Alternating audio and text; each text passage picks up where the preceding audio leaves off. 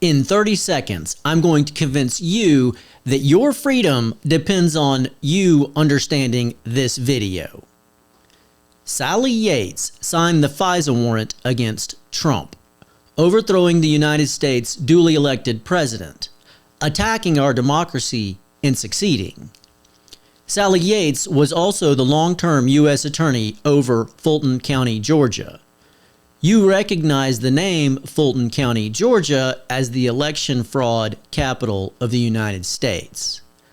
How is it possible that the same person who oversaw the election fraud capital of the United States also signed the FISA warrant against Trump, but now you're hearing that for the first time?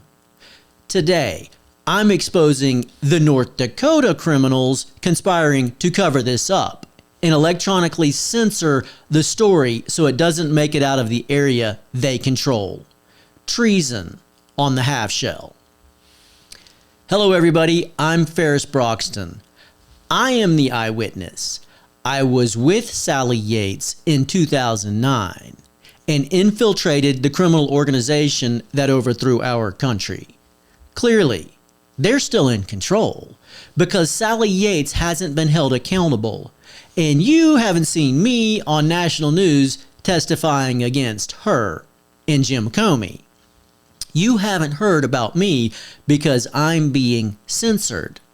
The government program FISA, which Sally Yates and Comey used to attack Trump, is a massive censorship, surveillance, and deception program. The FISA program that has been used to overthrow our government is still being used to protect the conspiring criminals by intercepting the witnesses and burning the evidence.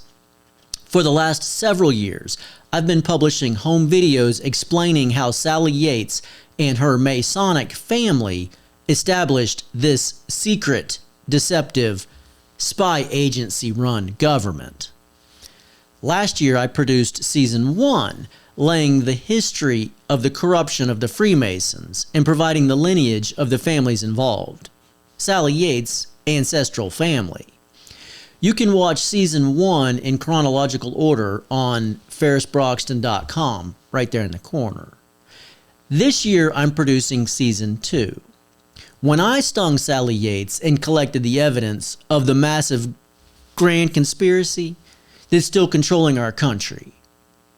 As you watch me catch the criminals in Season 2, just remember that right now there are grand juries and the investigations that are trying to find this evidence and this witness. The North Dakota U.S. Attorney, North Dakota Attorney General, and the entire North Dakota spy community are all caught trying to hide me and make sure the rest of the nation doesn't hear about me. The FBI agent over Minot, North Dakota is Alvin Winston. Alvin Winston is from Fulton County, Georgia, the election fraud capital of the United States. Alvin Winston was appointed to be over my area right here in Minot, North Dakota by suspect Chris Wray. Chris Wray is the disgraced FBI director that lied to the United States about January 6th, and FBI informants being heavily embedded in leading the January 6th protest. Graphics 8, please. More to the point, Chris Wray appointed Alvin Winston from Fulton County, Georgia, to be over my area, but also with the credentials of human source validator. In other words, Alvin Winston is the FBI criminal that can instruct the entire FBI to ignore me and claim I'm not a credible source. Once again, the investigation into Sally Yates, Jim Comey, and others is called the Grand Conspiracy Investigation because it's a grand conspiracy. The fact that you haven't seen me on national news testifying in the Grand Conspiracy Investigation proves that your government is still in the hands of conspiring Freemasons. I'm the person that can blow the whole case wide open. My case starts in Barrow County, Georgia, home of Richard Russell Jr. Barrow County, Georgia was established by Sally Yates' family before Fulton County, Georgia was established by Sally Yates' family. Now, I've sought refuge in Minot, North Dakota. The top authorities in North Dakota are silencing me, no doubt because they're part of the Freemasons' ruling conspiracy. This case should put the top North Dakota authorities behind bars for treason, along with Comey and Yates and others. Last month, a group met at the North Dakota Capitol to protest Governor Armstrong's conspiracy to finance candidates with PAC money and overwhelm the candidates the citizens support. The governor, with his deep state media counterpart, Rob Port, has dominated the airwaves with fake news and fine-sounding arguments. First, Rob Port used his platform to malign public opinion against many candidates. Then Governor Armstrong financed the opposing team. Governor Armstrong was accused by a large group of candidates and lawmakers who assembled at the Capitol to confront the unconstitutional interference in the elections. The citizens were insisting that the citizens should choose who represent them, but the governor's big money won. Our top communist news anchor, Rob Port, followed through with a broadcast smoothing over the governor's communist tactics. Let me say that again. Our top broadcaster, Rob Port, followed through smoothing over the governor's communist tactics.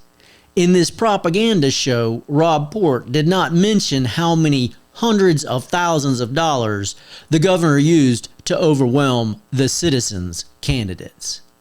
That's called fake news, dishonest reporting. That's what you get in a communist country. I'm going to pause here to point out that when I stung Sally Yates and we talked about her plan to overthrow the government, she wasn't just going to attack Trump. She was going to do whatever necessary to control the elections and the levers of power. We went into considerable discussion on election fraud. Rob Port is the mouthpiece for the deep state, but that's just half the problem. The other half of the problem is social media is silencing the opposing voices, censoring, violating our First Amendment rights. I've made numerous broadcasts proving that Governor Armstrong, previously Representative Armstrong, Attorney General Drew Wrigley, previously U.S. Attorney Drew Wrigley, Representative Julie Fedorchak, and U.S. Attorney Nick Chase have all ignored my attempts to be heard and refused to meet with me. They are all part of this grand conspiracy to control our country through deception and censorship. I'm setting up a special section on ferrisbroxton.com with the evidence of each time one of these criminals has obstructed the top national investigation. I will be listing numerous times each of these deep state actors failed to bring forward America's most important unheard eyewitness. The citizens only get the reports that the government censors let you get. You may already know that the social media websites are stocked with former intelligence agents, using advanced technology to control which voices are heard and who is silenced. In previous broadcasts, I've shown several examples of communist thugs trying to bully me off the social media platforms. I've shown how the link to my website is changed when I share it, so that viewers can't find my website. The link takes them to something different. There is another censorship I'm exposing today that is every bit as disturbing and just as obvious. Social media websites across this country are screaming for accountability. I get on these threads and say, hey, I'm the eyewitness you're looking for. I'm right here. The evidence is right here. But they can't hear me. What's happening is my post on their website is only visible to me and my friends.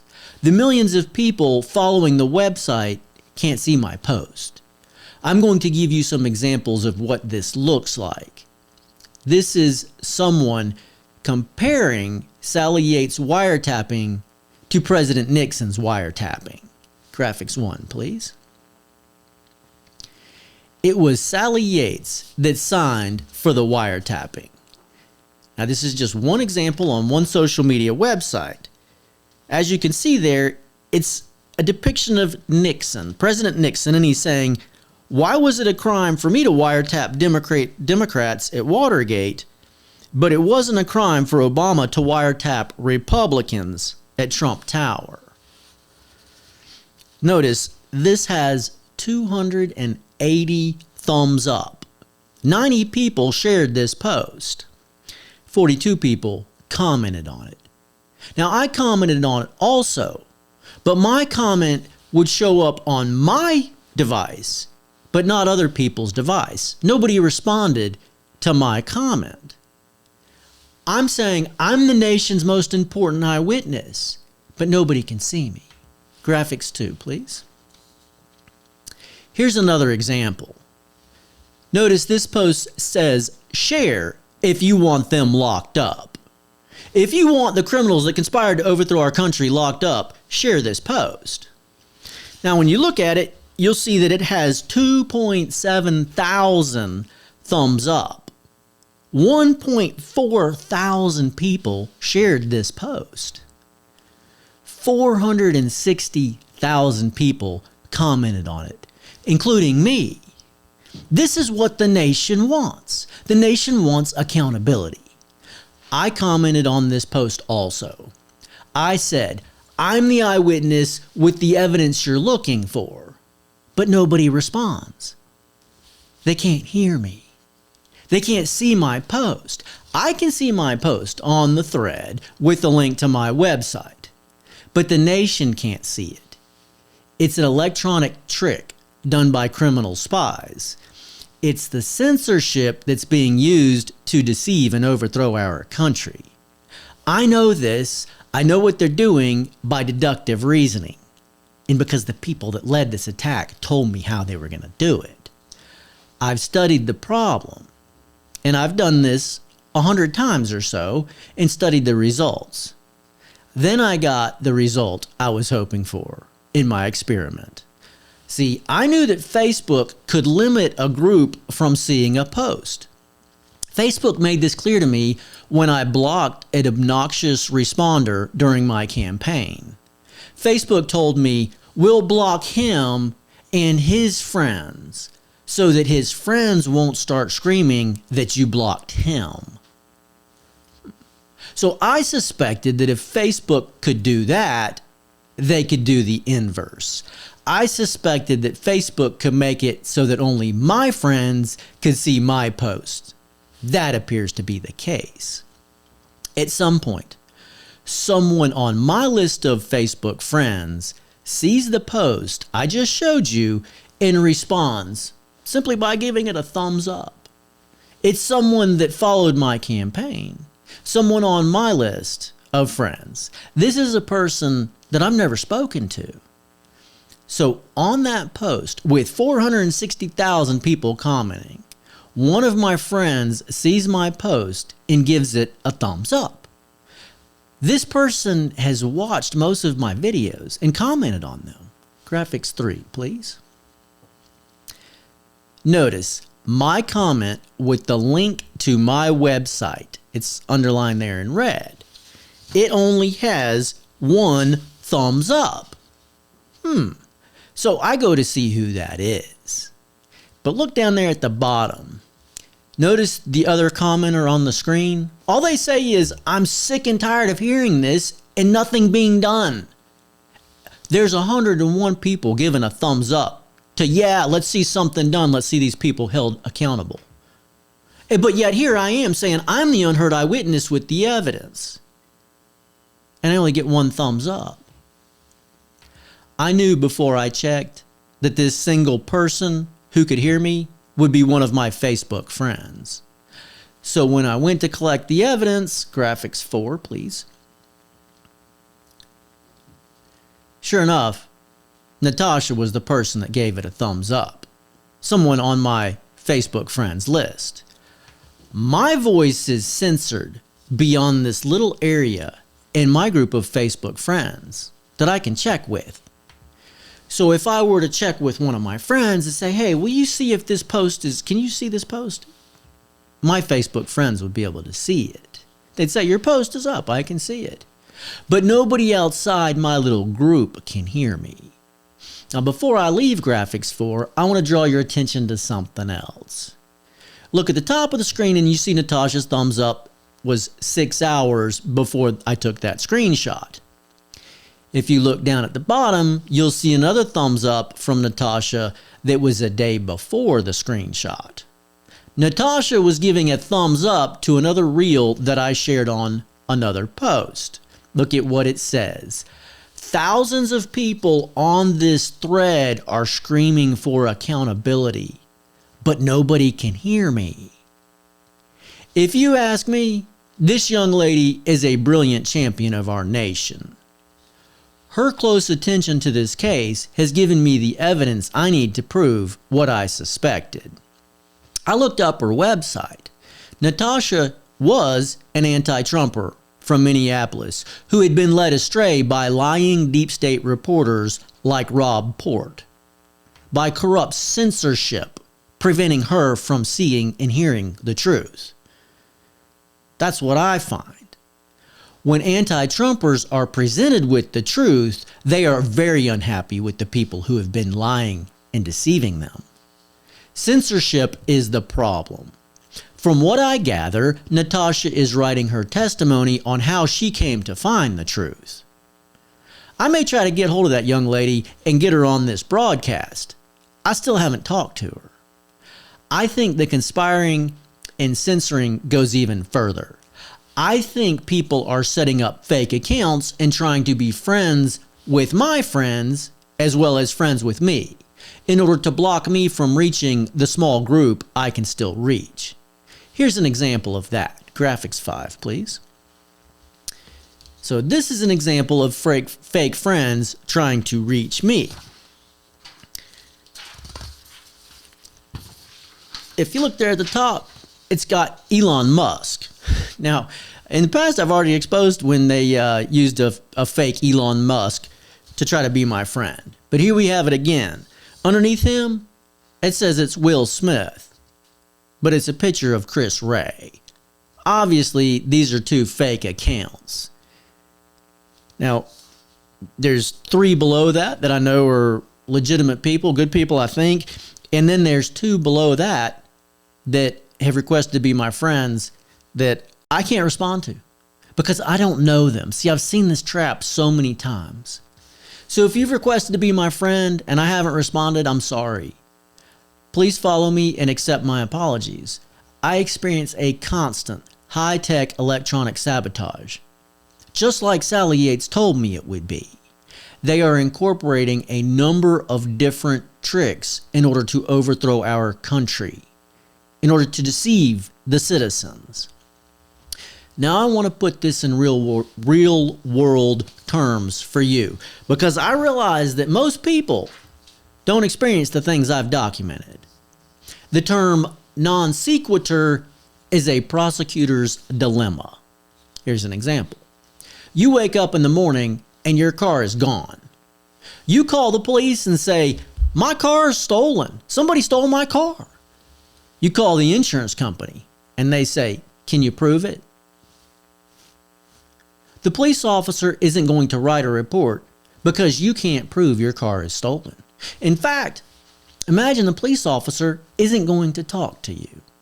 The lady that answers the phone for the police says she's going to tell somebody, but nobody calls you back. And when you call her, you really don't have any proof. Your car's gone. Well, you can't prove that it was stolen. Now, in this fabricated scenario, anyone can see that the police are the criminals. The police are obviously protecting whoever stole your car by refusing to write a report. So insurance will compensate you if you have a report, but you're just out of luck. This next recording isn't about your car. This is about your nation. This is me recording the top cop in North Dakota, Drew Wrigley, that's protecting the criminals that stole your nation. What you're going to hear is me calling the U.S. Attorney's Office. This was when Drew Wrigley was the U.S. Attorney. Now Drew Wrigley is the North Dakota Attorney General, joined at the hip with Governor Armstrong. Clip 1, please. Come along and enjoy what we enjoy. Yes, ma'am. I'd like to talk to the U.S. Attorney. Yes, studying physics with space science technology. Wow. In regard to... I'm a witness in the John Durham investigation. I'm a witness against... We had a little goof up there. Can we get clip 1 again? Yes, Attorney's Office. Yes, ma'am. I'd like to talk to the U.S. Attorney. Okay. In regard to... I'm a witness in the John Durham investigation. I'm a witness against Sally Yates. I've called a few times, but previously I've sent reports to DOJ on the DOJ website and called, but I... Okay, you can see who I'm talking to. Sorry about our error there. I'm calling the U.S. Attorney's Office. I'm going to put the full recording, many of these recordings, up at ferrisbroxton.com. The next part of that recording is where you begin to scratch your head and say, Drew Wrigley is one of the people that's stealing our country? Yes, that's right. Clip 2, please. Okay. I got your information down, and I'll relay it to somebody. Okay. Okay. When should I expect a response? I'm not really sure. Well, that's kind of what I've been getting for the last 10 years. I don't know who I'm going to give this to, and I don't know what my name is, and I don't know when anybody's going to contact you. I couldn't really tell you, but I have another call coming. Goodbye.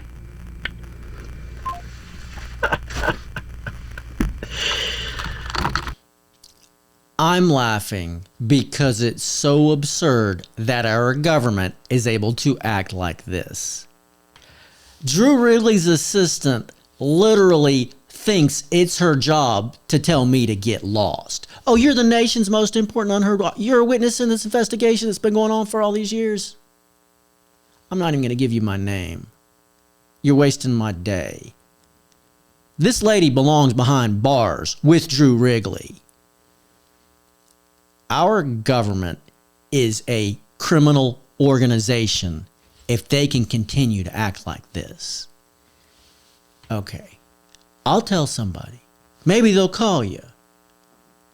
Now, earlier I pointed out that Rob Port was in bed with Governor Armstrong, and Governor Armstrong is in bed with Drew Wrigley.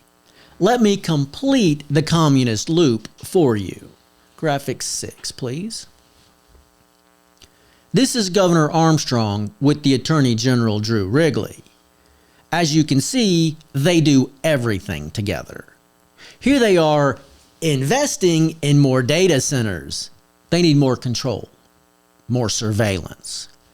But a communist government has to have a media outlet pushing their lies for them, telling the citizens that what they're seeing isn't really what's happening. Something else is really happening. I'm about to show you that Rob Port is that communist mouthpiece.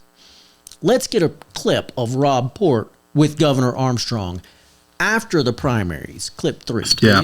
Well, anyway, our guest is Governor Kelly Armstrong, who obviously... Now, Kelly, you got involved in these primaries in a big way. I think you've described it to me as going out on a limb a little bit. It paid off last night. What are your thoughts? Now, the atheist Rob Port glorifies Armstrong's victory over the Republican candidates that were backed by the citizens. Port talks about this paying off for Governor Armstrong, but never talks about how many hundreds of thousands of dollars Governor Armstrong invested in overriding the citizens' candidates. Many lawmakers and candidates met at the Capitol to raise awareness of what they called an undemocratic and criminal action by Governor Armstrong. But Governor Armstrong has the Attorney General behind him. That's who's supposed to prosecute this. Armstrong and Rob Port twist the story to mislead the public. Armstrong is even pushing for the legal authority to be taken away from the state's prosecutors and given solely to Drew. Armstrong forgets to refer to his partner as the Attorney General and says that his buddy Drew should forevermore be the person to control election law and enforcement. It's just that easy to overthrow your government when you're in bed with the media. I want you to hear it out of Governor Armstrong's own mouth. Drew should be the one here. Clip 4. Or maybe administrative teeth at the Secretary of State's office. And I think when you get to the level of where you potentially are in that criminal aspect, I think it would be better if Drew had it versus local states' attorneys. I think the governor thinks it would be better if Drew had the prosecutorial power and not any of those other guys also. Never mind that numerous lawmakers and candidates are accusing Governor Armstrong of election interference. Governor Armstrong wants his adulterous partner, yes, Drew Wrigley, already publicly exposed and admitted his unfaithfulness. If you can't be faithful to your wife, then who can you be faithful to? Anyway, the governor wants the unfaithful Drew Wrigley to be the one who has the teeth to enforce election law. That's terrifying. Now, this is where it gets interesting. Governor Armstrong tells the people that if you want to run for office, you should go knock on doors. Social media doesn't reach anybody. Now, I don't know about you, but I didn't talk to any door knockers. I voted. I learned about the candidates I voted for on social media. Now, I ran for a statewide office, a federal office. If you think I'm going to be heard by a significant portion of the voters by knocking on doors, you're sniffing glue. This is how absurd Governor Armstrong's lies are. You go climb that mountain. We'll sit at the top with the PA system and a whole bunch of money and tell everybody who to vote for. Oh, you didn't climb high enough to be heard. You should try harder next time. Clip 5, please. you can make all the excuses on Facebook. You can even go buy a really professional looking microphone so it looks like a professional operation, and you can still scream into your social media page. That doesn't get you votes. Knocking on doors, working hard, having volunteers, having the right message is what gets you votes. And that's what legislative candidates from one end of the state to the other did yesterday. The right message is hold the criminals accountable.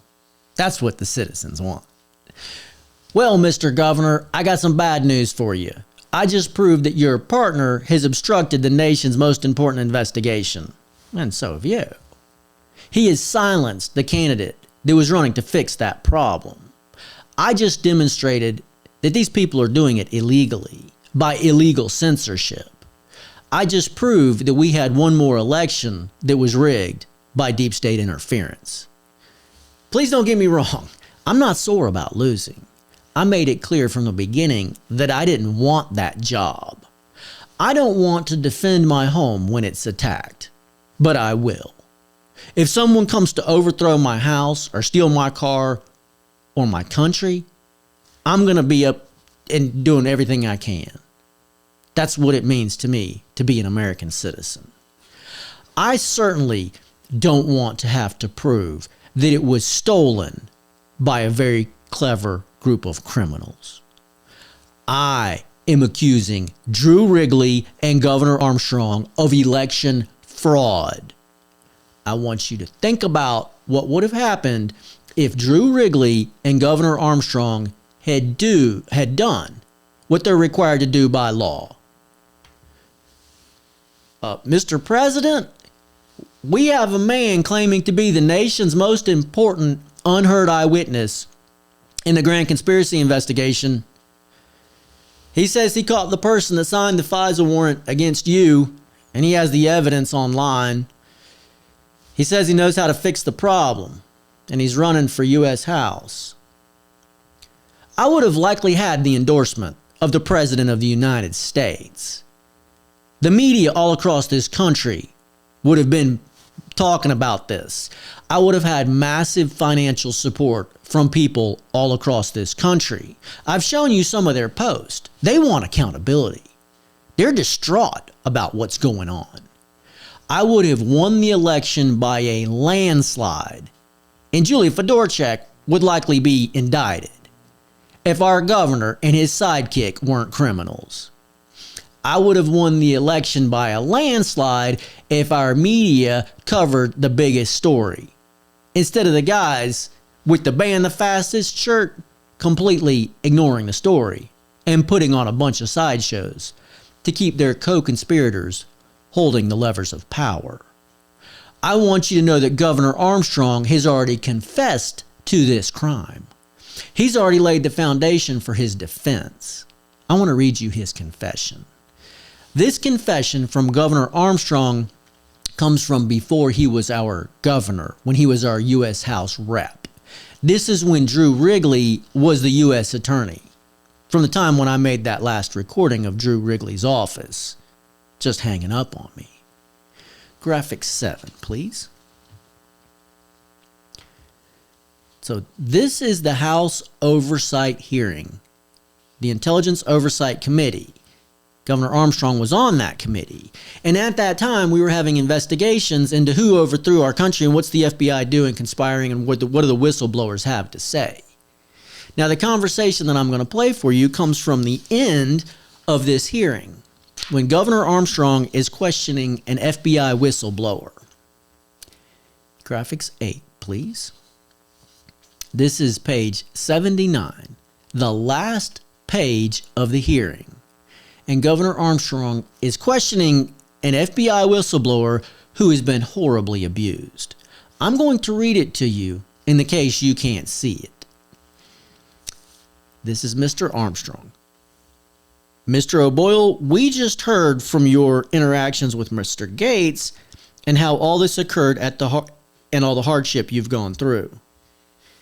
If one of your really good friends, your former colleagues, came up to you and said, I have this thing that's being covered up, and I think the American people need to know about it, what advice would you give them? The FBI whistleblower. I'd tell them first to pray about it, long and hard. I would tell them I could take it to Congress for them, or I could put them in touch with Congress, but I would advise them not to do it. Mr. Armstrong. Now, you got to remember, Mr. Armstrong has sat through this whole hearing about how this man was abused. He knows how he's going to respond because he's already answered these questions for many other people on the Intelligence Oversight Committee. Mr. Armstrong says, so you would legitimately try to protect one of your colleagues from doing what you have done. Mr. Armstrong saying you would protect one of your colleagues from doing what they're required to do by law. And the FBI whistleblower says, absolutely. Mr. Armstrong, how do you think that solves being able to shed light on corruption, weaponization, any kind of misconduct that exists with the American people? O'Boyle, the whistleblower. It doesn't solve it, but the FBI will crush you. This government will crush you and your family if you try to expose the truth about things they are doing that are wrong. And we are examples of that. Mr. Armstrong, I can't think of a more sobering way to end a hearing. And that's the end of the hearing. The FBI will crush you. That's terrifying. Now, I want to highlight Governor Armstrong's confession again. He says to the FBI whistleblower, I have this thing that's being covered up, and I think the American people need to know about it. Yeah, no kidding. And then when the FBI whistleblower says, man, I don't know if I'd do this again, Mr. Armstrong says, so you would legitimately try to protect one of your colleagues from doing what they've done. He legitimizes the correct action and justifies a criminal action called misprision of treason. That's terrifying. The FBI crushing someone is terrifying. Now, who controls the FBI? That's the federal prosecutor. The federal prosecutor controls the FBI investigations. That's Drew Wrigley at that time, the U.S. Attorney for North Dakota and Governor Armstrong's buddy. They know there is something that's being covered up here that the American people need to know about. Governor Armstrong has already laid his defense for his overdue treason charges. Now, I'm going to lay out bare bones what's behind this. The Freemasons. Hang on. If you want proof that Rob Port is conspiring to deceive the citizens, look no further than his Facebook page. Graphic 9, please. Notice his MO right there. I tried to underline it, didn't do a very good job. It's in Latin, underlined in red. Mundus Vult Decepi. The fraternal organizations, Greek fraternities, use Latin. The legal fraternities use Latin, like Governor Armstrong's fraternity. They know what that phrase means. The legal fraternities and Freemasons know that that phrase means, graphic 10, please. Mundus Vult Decepi. Rob Port's modus operandi, his method of operation, translated, is the world wants to be deceived. The people that speak Latin know that. This is how cleverly deceptive Rob Port is. If you look at the Wikipedia explanation there, even Wikipedia points out that that phrase is only half of the Latin phrase that's used by the people that speak Latin. The second half of that phrase is, so let it be.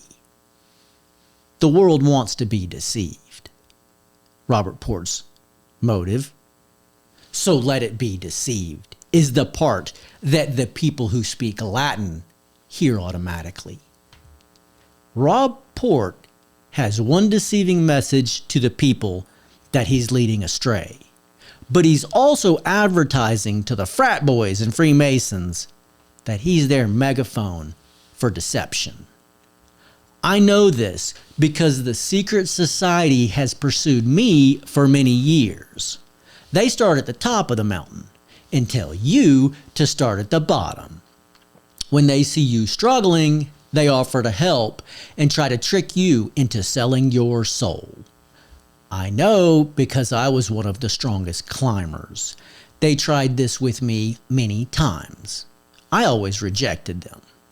I'm going to show you a clip from a video that the Freemasons put out. This is the university scheme. This is what the Freemasons call it. This is why your top government officials are run by the Freemasons. This is their video. I'm going to give it to you out of their own mouth. Watch. Clip 6. Part of Freemasonry's battle plan involves targeting students via their specially created university scheme. Part of the Freemasons' battle plan is the university scheme, targeting university students. That's the Freemasons' recruiting video, admitting that they're targeting elite students by their university scheme. Their words. They start at the top of the mountain and try to get the strongest climbers and the brightest people while they're vulnerable. When they have college debt, they'll help them cheat through college. That's what fraternities do to a large degree. They try to get the best and brightest to join them. Oh, you've got $250,000 of college debt. We control whether you're going to succeed or fail after we gain control over you. This is an elite Freemason club with top government officials mingling with students. The next clip is again the Freemasons marketing at an elite university, the Apollo at Oxford. They show several top rulers in this video. Top government officials. You can watch the whole video if you want. It's like 3 hours long. But the faces of many are hidden. They try to hide who they are. This short clip demonstrates how they hide their faces. It's a secret society. Clip 7, please. Masonry for nearly 200 years and has picked up some unusual traditions along the way. Again, I showed that so you can see that the top government club is what I'm telling you. How they hide and they conspire in secret. I told you that they pursued me and tried to get me to join their ranks. That's how I can expose them for you. That's my diploma from the University of Georgia. I was the dean student for physics and astronomy at the University of Georgia. I was pursued by multiple different people in the Latin and Greek society. This video that you're getting ready to see is a video of how the Freemasons tried to get me. You're going to see a physics student, like myself, being solicited by the Freemasons. I've been here before. That's how I can expose them to you. Clip 8, please. And come along and enjoy what we enjoy. So you're at Leicester University? Yes. Studying Physics with space science technology. wow. As a student studying physics with SpaceX technology. Amazing. Now you may have noticed the captions, that the language they're written in. Yeah. This is not something that the American Christian, Judeo-Christian morals support. They claim to be that here. It's a worldwide criminal organization that has many different feeder branches that feed into it. And they entrap people the same way everywhere. When I'm saying I'm an unheard eyewitness, I'm an unheard eyewitness not only against the person that pulled the trigger on America, not only against the deep state conspirators in North Dakota that appear to be part of that giant criminal organization.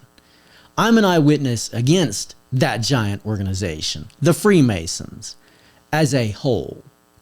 Criminal conspiring organization.